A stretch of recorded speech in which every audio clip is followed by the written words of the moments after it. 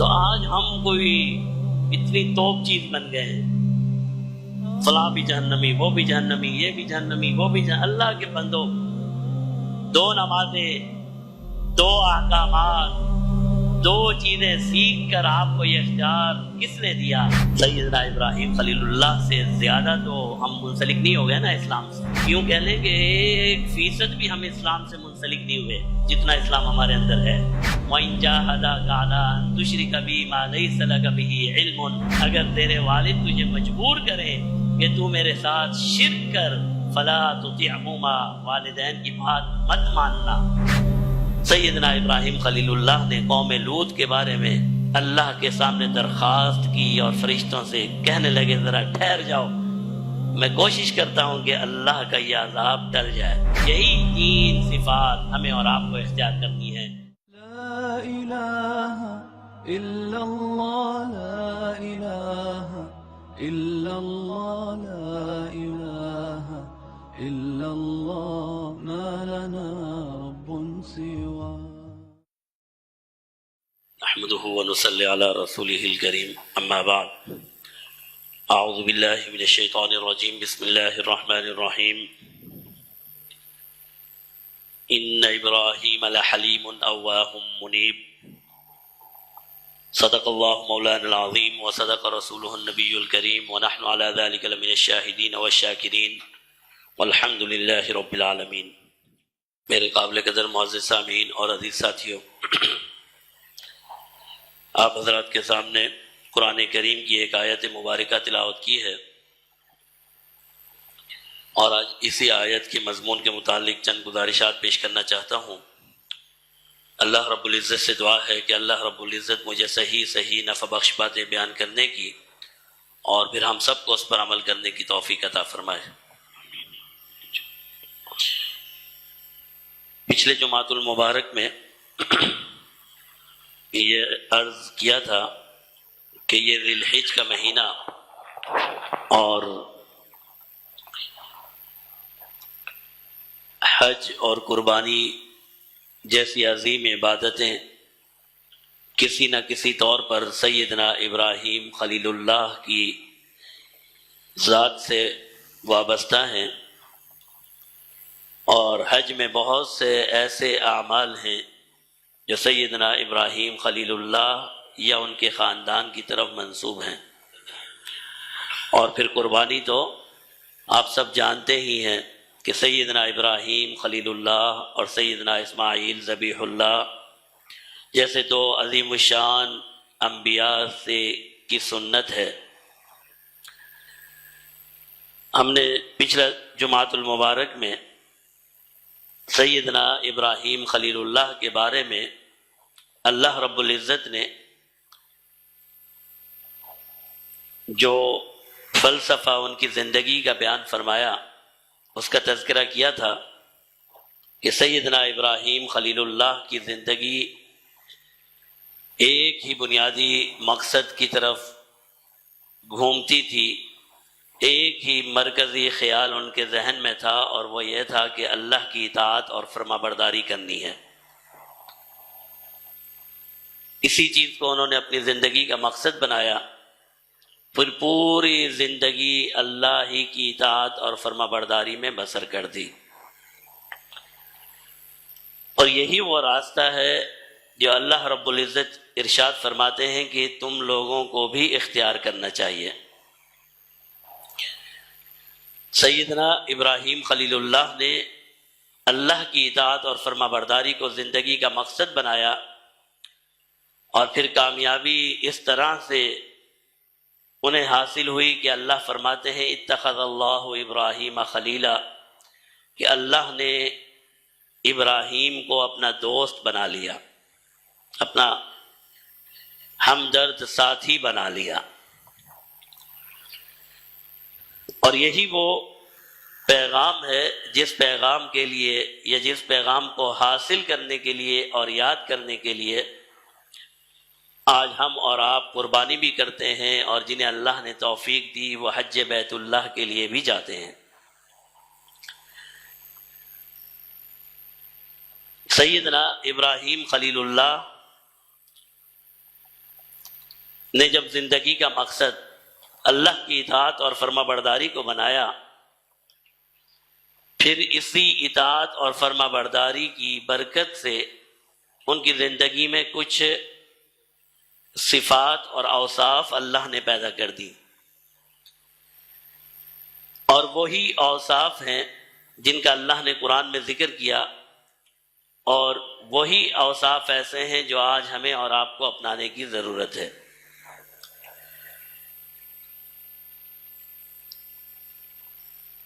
اللہ رب العزت نے واقعہ بیان فرمایا ہے سیدنا ابراہیم خلیل اللہ کا۔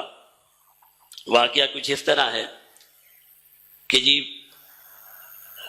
بڑھاپے کی حالت میں اللہ نے سیدنا ابراہیم خلیل اللہ کی طرف اپنے فرشتے بھیجے، ظاہر ہے انسانی شکل میں۔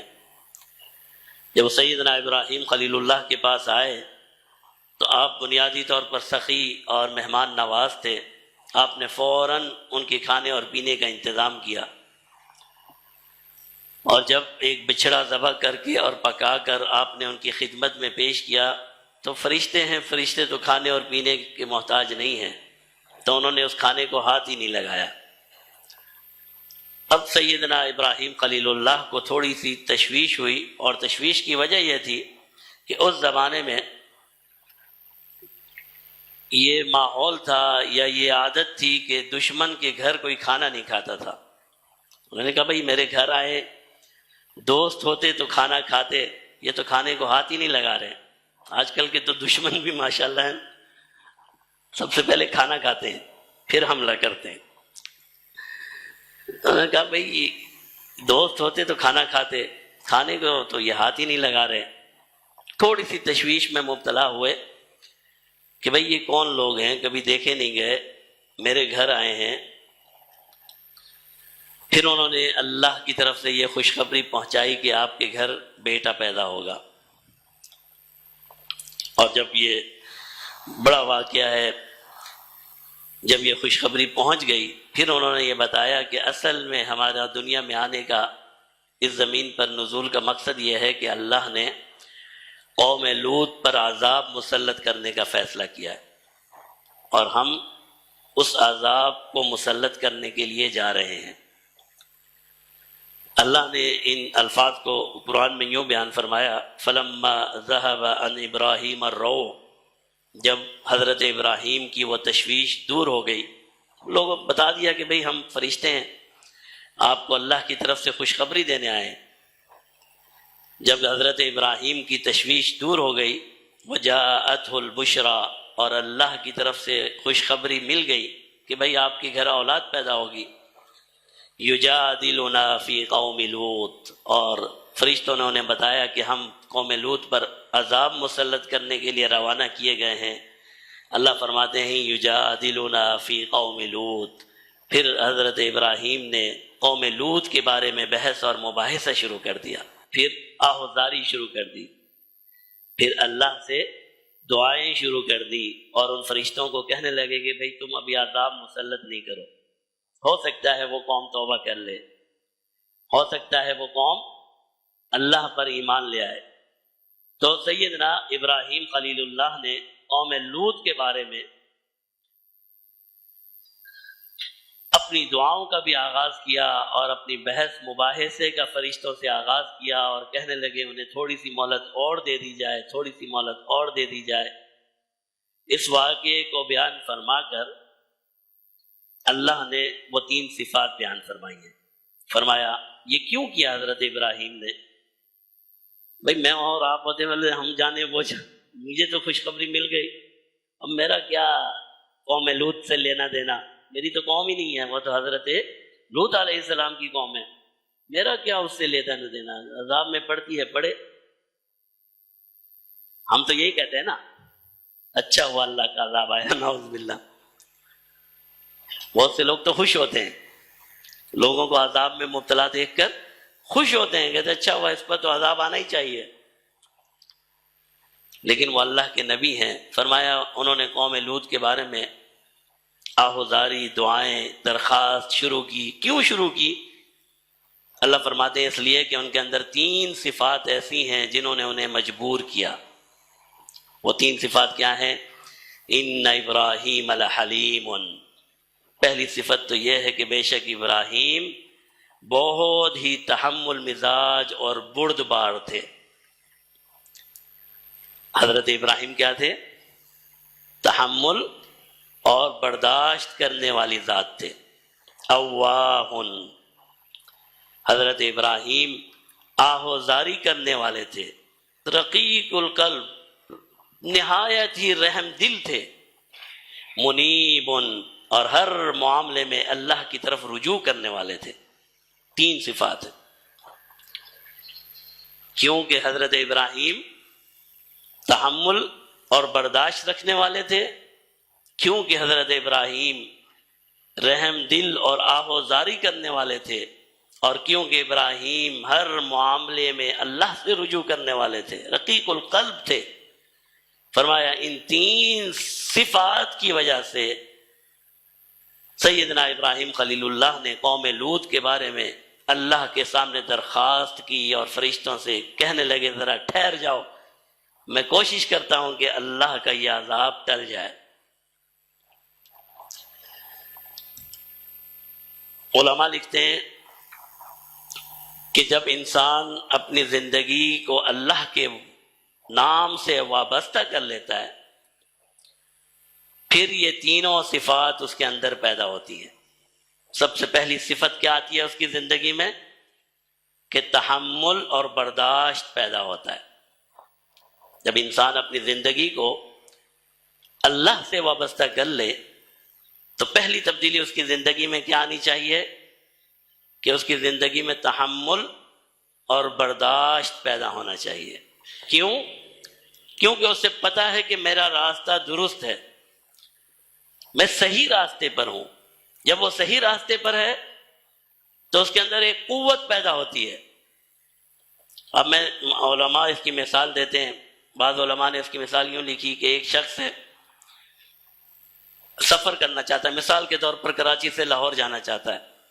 اسے پتا ہے کہ کون سی گاڑی لاہور جاتی ہے، کون سے پلیٹ فارم پر آئے گی، کتنے بجے روانہ ہوگی، ٹکٹ اس کی جیب میں ہے۔ وہ ٹائم پر گیا اور جا کر اس ٹرین میں بیٹھ گیا، اور ایک میری طرح کا ہے جسے یہ پتہ ہی نہیں کون سی گاڑی جاتی ہے، کہاں سے جاتی ہے، کب جاتی ہے۔ وہ بھاگتا دوڑتا اسٹیشن پہنچا اور نہ اس نے آؤ دیکھا نہ تاؤ دیکھا، ایک گاڑی روانہ ہو رہی تھی اس میں بیٹھ گیا اور اسی کے ساتھ والی سیٹ پر آ کر بیٹھ گیا۔ پہلے شخص جانا اس نے بھی لاہور ہے، لیکن جو پہلے کو سکون اور اطمینان ہے، اس دوسرے کو وہ سکون اور اطمینان نہیں ہے۔ وہ کبھی اس سے پوچھے گا بھئی گاڑی کہاں جا رہی ہے، کہ لاہور کی گاڑی یہی ہے، اس گاڑی کا کیا نام ہے، یہ لاہور کہیں کوئٹہ تو نہیں جا رہی، کہیں ایبٹ آباد کی طرف تو نہیں جا رہی، کہیں اور تو نہیں جا رہی، لاہور کی یہی گاڑی ہے۔ پھر اس کو بتا بھی دیا جائے کہ یہی لاہور کی گاڑی ہے تو پھر وہ دیکھتا ہے ہاں یہ حیدرآباد آنا چاہیے، اب یہ آنا چاہیے، اب وہ آنا چاہیے۔ کیوں؟ کہ اس کو اطمینان ہی نہیں ہے کہ اس نے صحیح گاڑی کا انتخاب کیا ہے۔ اور جس کو پتا ہے کہ یہ صحیح گاڑی ہے وہ تو 2 منٹ بعد میرا خیال خراٹے لینا بھی شروع کر دے، بس سو گیا لمبی تان کے، پتا ہے۔ تو جب ایک انسان اللہ کے راستے پر چلتا ہے، اسے پتا ہے میرا راستہ صحیح ہے، اسے پتا ہے میں نے صحیح راستے کا انتخاب کیا ہے، پھر تشویش نہیں ہوتی، پھر اسے بے اطمینانی نہیں ہوتی، پھر اسے بھروسے کی کمی نہیں ہوتی۔ اور جب اس کی زندگی میں سکون ہو، اطمینان ہو، بھروسہ ہو، یہ ساری چیزیں پھر اس کے اندر تحمل اور برداشت کو پیدا کرتی ہیں۔ اب اس پہلے شخص سے اگر کوئی بات کرے تو ہو سکتا ہے یہ جواب بھی دے دے، گپ بھی لگائے۔ اس دوسرے سے کوئی بات کرے گا، رک جاؤ پہلے مجھے اپنا مسئلہ حل کرنے دو۔ اگر آپ اس کو لطیفہ بھی سنائیں گے نا تو وہ کہے گا یہ کیا کر رہا ہے، مجھے یہ نہیں پتا میرا سفر صحیح ہو رہا ہے یا نہیں، اس کو لطیفے سوچ رہے ہیں۔ تو سیدنا ابراہیم خلیل اللہ ہو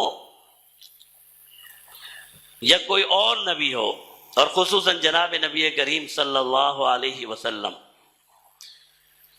تمام انبیاء تحمل اور برداشت میں اعلیٰ مقام رکھتے ہیں. کیوں؟ کیونکہ انہیں معلوم ہے کہ جو راستے کا انتخاب ہم نے کیا یہ راستہ درست ہے، ہمیں اللہ کی طرف سے وہی آتی ہے. تو تحمل اور برداشت یہ مسلمان کی بنیادی صفات میں داخل ہے. پھر اگر اس راستے میں کوئی رکاوٹ آتی ہے وہ رکاوٹ بھی برداشت کرتا ہے.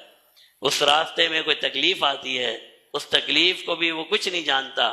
اور اگر لوگ اسے پریشان کرنا چاہتے ہیں تو لوگوں سے وہ پریشان بھی نہیں ہوتا. سیدنا ابراہیم اسی طرح تھے یا نہیں تھے؟ جب نمرود نے ان کے لیے آگ کا فیصلہ کیا اور بڑا آلاؤ جلایا گیا تو بنی اسرائیل کی روایت میں ہے یا مجھے یاد نہیں پڑتا کہ فرشتے آسمان کے فرشتے بھی تڑپ گئے اور کہنے لگے اے اللہ اب تو بس قریب ہے کہ آگ میں ڈال دیا جائے. یہ کیا ہو گیا؟ جس نے اللہ کا نام لیا وہی جل جائے. اللہ نے فرمایا کیا چاہتے ہو؟ کہتے ہیں جی اللہ والوں کی مدد ہونی چاہیے. فرمایا چلے جاؤ مدد کی میں تمہیں اجازت دیتا ہوں جاؤ. کہتے ہیں جبرائیل امین یا کوئی بھی فرشتہ سیدنا ابراہیم خلیل اللہ کی خدمت میں حاضر ہوئے. وہ عین وقت ہے وہ پھینکنے والے ہیں اور کہا جی آپ مجھے اجازت دیجئے میں آپ کی مدد کرنا چاہتا ہوں. فرمایا کہ بھائی خود آئے ہو کہ اللہ نے بھیجا ہے؟ کہا بھائی اللہ نے حکم تو نہیں دیا لیکن میں نے اجازت لی اور میں آیا. فرمایا پھر مجھے تیری مدد کی ضرورت نہیں ہے. وہ اللہ میرا حال دیکھ رہا ہے. اگر اس اللہ نے مجھے جلانا ہے تو جلنا ہی میری کامیابی ہے، مجھے تیری مدد کی کیا ضرورت ہے. اور پھر آسمان اور زمین نے دیکھا کہ وہ آگ، اللہ فرماتے ہیں قلنا یا نار کونی، میں نے کہا اے آگ کونی بردن، ٹھنڈی ہو جا، وسلامن، اور سلامتی والی بن جا. تو تحمل اور برداشت ایک ایسی صفت ہے اگر اسے انسان اپنا لے تو کہیں ناکام نہیں ہو سکتا، کہیں ناکام نہیں ہو سکتا، اگرچہ اسے آگ میں ہی کیوں نہ ڈال دیا جائے. اور وہی اپنے نبی کا واقعہ بھی یاد کر لیجئے. جناب نبی کریم صلی اللہ علیہ وسلم طائف کے میدان میں گئے، لوگوں نے پتھر مارے، جوتے خون سے بھر گئے. ایک جگہ بیٹھنا چاہا انہوں نے پھر کھڑا کر دیا نعوذ باللہ اور طائف سے باہر نکال دیا. ایک باغ کے دیوار کے سہارے آپ بیٹھے ہیں اور اللہ کی خدمت میں دعائیں کرتے ہیں، اللہ تو میرا حال بہتر جانتا ہے. فرشتہ آیا اور کہا مجھے حکم دیجئے، اللہ نے آپ کو یہ اختیار دے دیا، اگر آپ چاہتے ہیں تو میں ان دونوں پہاڑوں کو دبا کر ان سب کو مسل دوں. تحمل اور برداشت تھا نا. اور کیا تھا؟ فرمایا نہیں، میں تو یہ چاہتا ہوں کہ انہی کی نسلوں میں ایمان والے آئیں، میں تو یہ چاہتا ہوں یہی لوگ ایمان قبول کریں. تو پہلی صفت جو اللہ کے راستے والوں کے اندر آتی ہے وہ ہے حلم اور بردباری. آج میرا خیال یہ ہے کہ اللہ معاف فرمائے ہم میں سے 90 سے زیادہ مسلمان، 100 میں سے ایسے ہوں گے 90% مسلمان جو اس صفت سے محروم ہیں.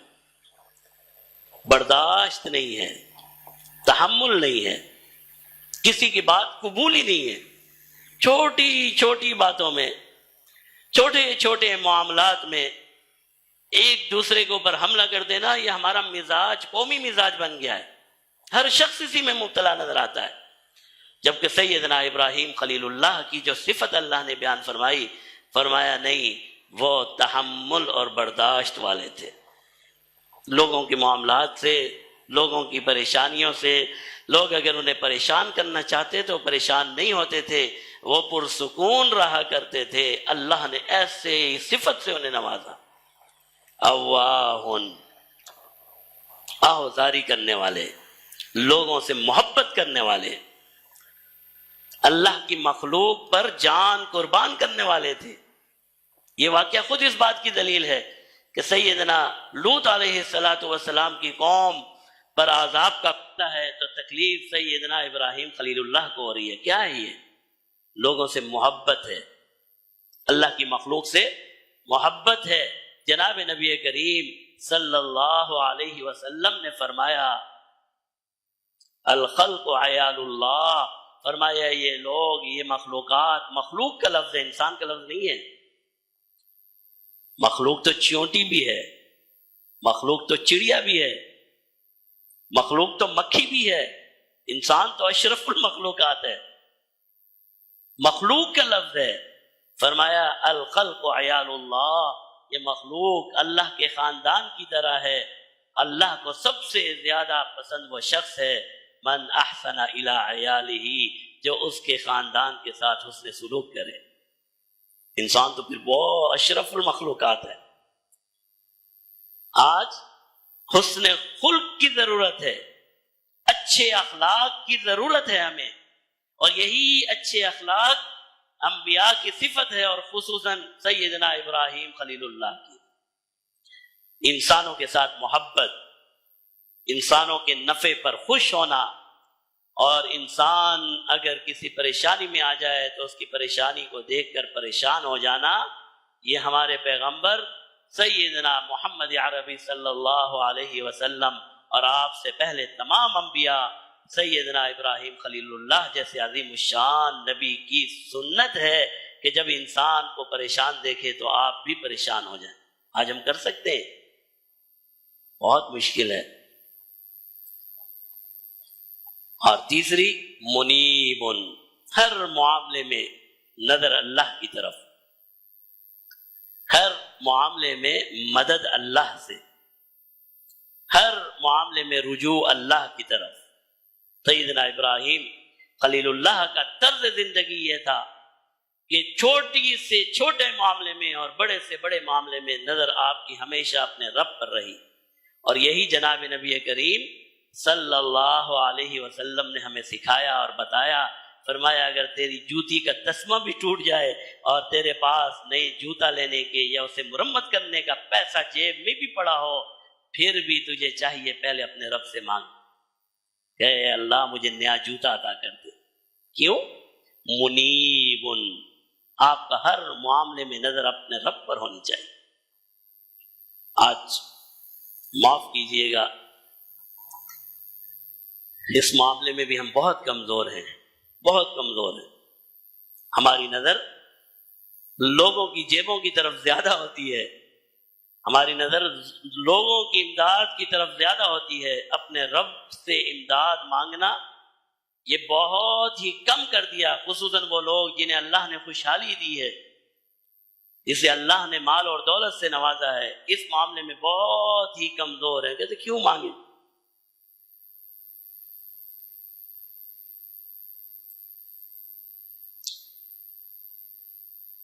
ایک نے واقعہ سنا ہے، وہ ہم پچھلے کچھ دنوں میں ہم وہ کر رہے تھے، آپ کو یاد ہوگا کہ بھئی عقائد کا بیان کر رہے تھے.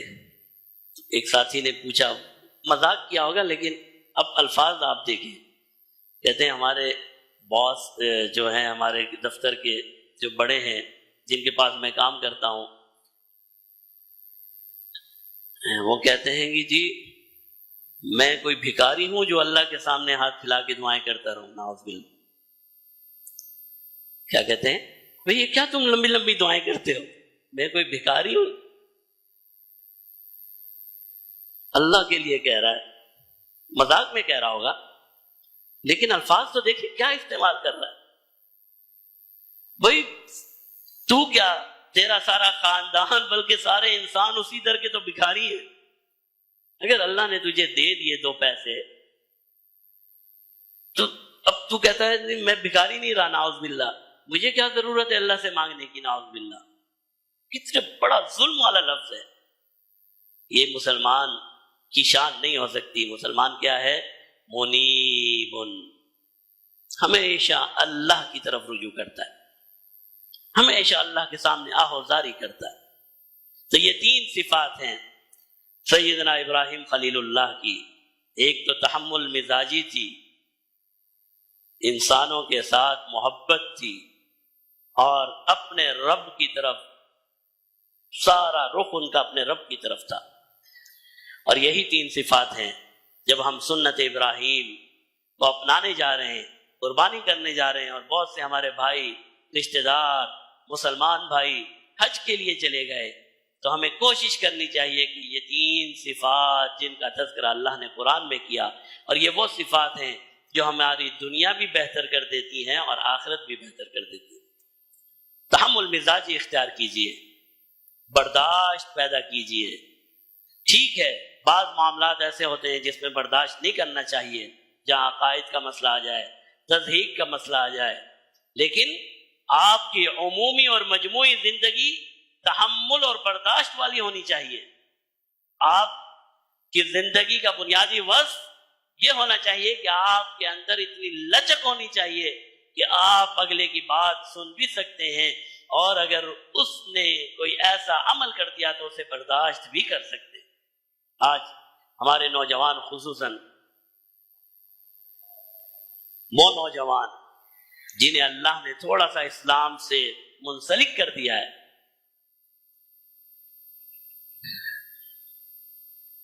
تھوڑا سا اسلام کے قریب کر دیا ہے، ان کے اندر سب سے بنیادی کمی یہ ہے کہ تحمل اور برداشت نہیں رہا۔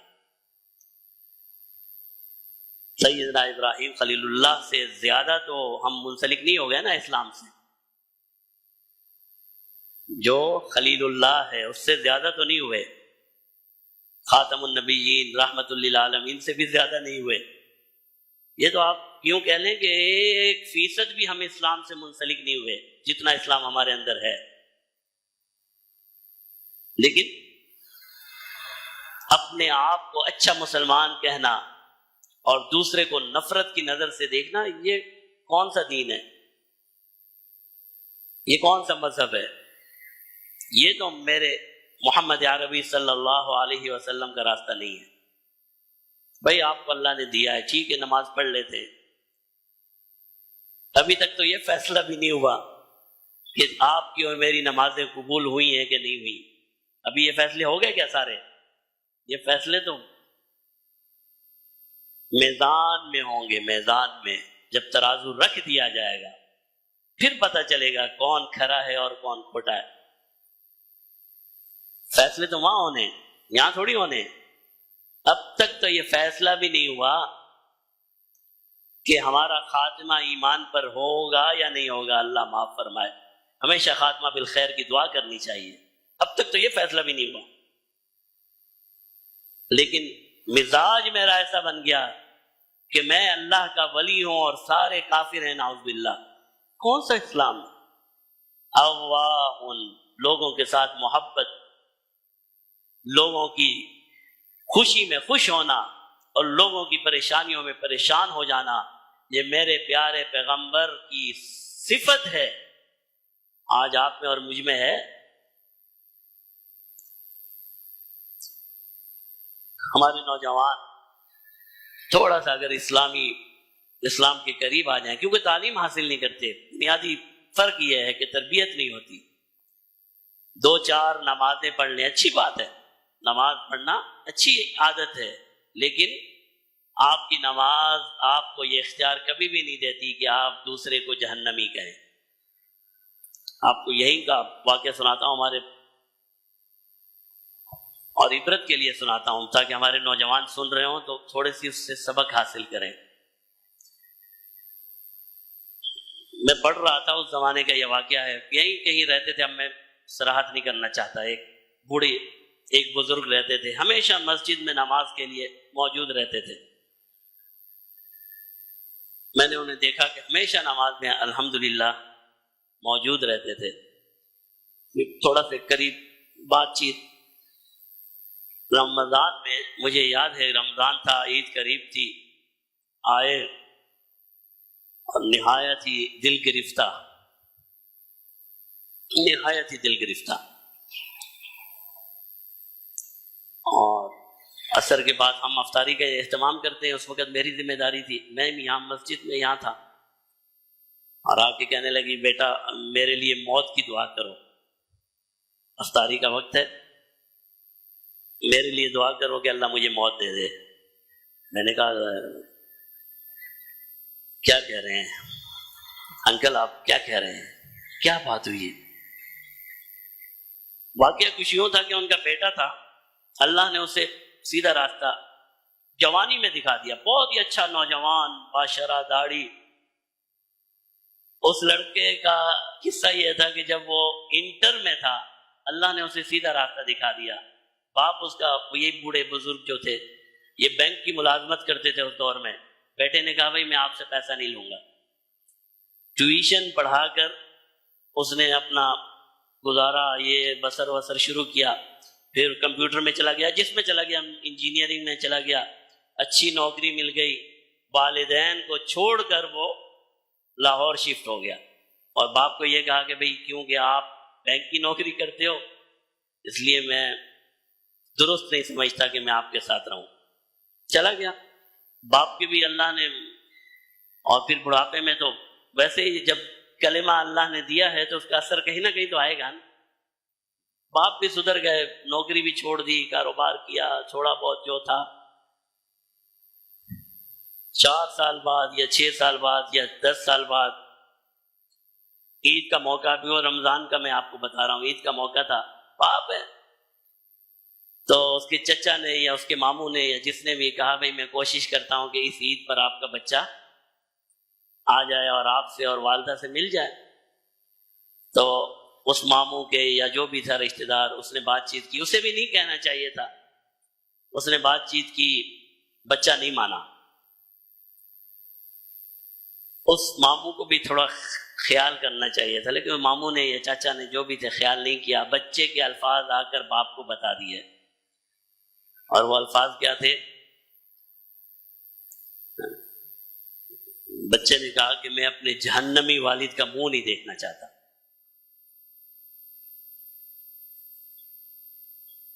اپنے جہنمی والد کا، بھائی ایسا کوئی واقعہ آپ کے ساتھ ہو جائے نعوذ باللہ تو کیا ضرورت ہے باپ کو بتانے کی کہ آپ کا بیٹا آپ کے بارے میں، کوئی آپ عذر کر دیں، بھائی اس نے یہ کہا، اس نے کہا میں اگلی عید پہ آ جاؤں گا، میں یہ کر دوں گا۔ اس کا جو دل ٹوٹا، اور میں آپ کو یقین سے بتاتا ہوں 5 یا 6 مہینے بعد اسی گراؤنڈ میں اس کا جنازہ ہوا۔ کیسے کہہ دیا باپ کو جہنمی؟ سیدنا ابراہیم خلیل اللہ کے والد، معلوم ہے نا بت فروش ہیں، اور اس سے بڑھ کے اللہ کا حکم ہے۔ اللہ کیا فرماتے ہیں؟ وَإِن جَاهَدَاكَ عَلَىٰ أَن تُشْرِكَ بِي مَا لَيْسَ لَكَ بِهِ عِلْمٌ، اگر تیرے والد، تیرے والدین تجھے مجبور کریں کہ تو میرے ساتھ شرک کر، اگر تیرے والد تجھے مجبور کریں کہ تو میرے ساتھ شرک کر، فَلَا تُطِعْهُمَا، والدین کی بات مت ماننا۔ لیکن آگے کیا کہا؟ چھوڑ کے چلے جاؤ۔ آگے کے الفاظ کیا ہیں؟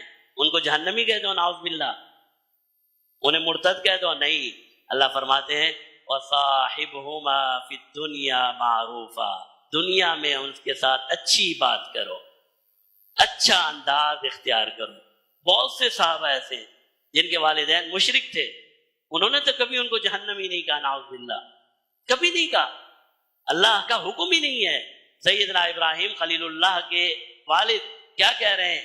اراغب انت عن الہتی یا ابراہیم، ابراہیم میں دیکھ رہا ہوں تو میرے خداؤں کو نہیں مانتا، تو میرے خداؤں کو نہیں مانتا، اگر تو نے یہی طرز اختیار کیا لارجمنک، میں تجھے پتھر مار مار کے قتل کر دوں گا، واہجرنی ملیا، ہمیشہ کے لیے مجھے چھوڑ جا، گھر سے نکل جا۔ ابراہیم نے تو نہیں کہا کہ تو جہنمی ہے، کیا کہا؟